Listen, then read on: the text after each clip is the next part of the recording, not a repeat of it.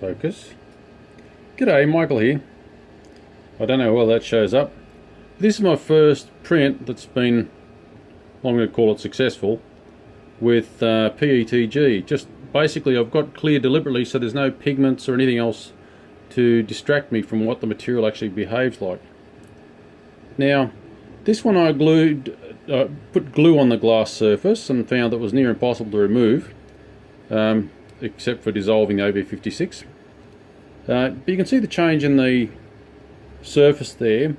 Now that was me experimenting with different settings, using the tune function on the printer directly, so that I could learn about what this thing could actually do. Now, in essence, left it as the design that I had printed with polycarbonate, and the parameters I used worked very well with the polycarbonate. But actually this side shows the changes. Okay, now what I found with this stuff, this being my first print, is that the actual print process leaves the material quite elastic still in the printer. So what I found, although I have to keep my enclosure door closed significantly, and certainly for the first couple of millimeters until it builds up some warmth in the cabinet, then once it's actually in the running, I have to keep the temperature sort of 30 degrees or below, because it keeps the material too soft and it stretches and deflects and misbehaves. But as you can see through this part, it's basically dead flat on the under edge. I don't know how well that will show. Come on, focus. It is very flat, which I'm very satisfied with. So the PETG, you can keep the tension out of the print all the way through the print, which is just fantastic. If you look at focus, if you look at the, it's actually for the tip number 2, there's 31 degrees showing. Well, that's basically the inactive tip, and it's reading 31 degrees inside that box. So it's being my de facto thermometer for inside the cabinet. I don't know if you can see it there, dead center in the picture, there's a yellow looking thing. That's actually the tip removed from the print head with thermistor and everything in it, so that I've only got one tip actually near the product. I found having two heads is prone to catching on the print, particularly if I'm over extruding it, that sort of thing, and there's dollops and things sticking up. So it's important for me that I keep that cabinet temperature actually around about that sort of 30 degrees or less. I found if it got high, we got too much deflection in the parts. But this material is staying beautifully relaxed while it's being printed, so it's not pulling away from the bed. Here I've actually just cleaned the glass thoroughly, and the final clean was with dishwashing detergent in the sink.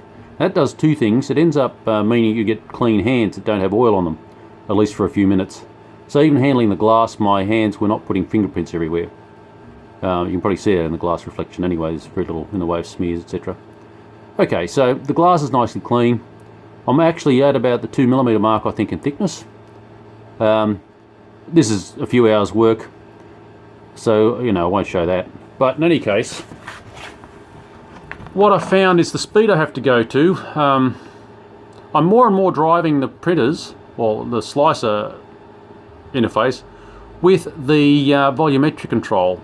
What I'm finding with this PETG, it comes out kind of jelly-like and is prone to sort of peeling it away. And the flow rate that I can get out of the polycarbonate is nearly twice the flow rate of what I can get out of the PETG. So this PETG means I have to extrude fairly slowly with this 0.4 tip. And the volumetric restriction I've got on the on slicer is 2 cubic millimeters per second. So this is a fairly small part on the scale of things I'm printing. About 70 millimeters high by about 70 millimeters deep, I should say, and about 60 millimeters wide. It ends up being about 15 millimeters high, so it's a fairly small part for me, and it's very close to solid because it is a bearing mount for the Delta printer. But basically I'm using this as a small part packed with a fair bit of tension to see how it behaves. And so far I'm finding the PETG is quite good, but you can't print fast, especially with these small tips. I have actually got now 3 different designs of tips, which I'll do a video at some later stage. I don't have the time for it at the moment, demonstrating the different tip designs.